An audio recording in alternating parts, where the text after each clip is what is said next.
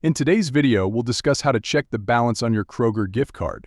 Watch until the end of the video to learn more. You can check your gift card balance online by visiting the gift card balance page on Kroger.com. The link is in the description. Enter the requested details, which include your gift card number and PIN. Click Check Balance now and wait for the results. When using this method, make sure to visit a legitimate website to avoid being scammed. Alternatively, you can call Kroger customer support to check your balance over the phone. Call Kroger's customer support number, which is provided in the description, and ask the agent to help you check your gift card balance. You will need to provide your gift card number and any other requested information. You can also check your balance in person. Visit a store that accepts Kroger gift cards and ask the cashier to check your balance. Another way to check is by looking at your receipt after using the gift card to make an in-store purchase. So there you have it. That's how you check the balance of your Kroger gift card. Thanks for watching.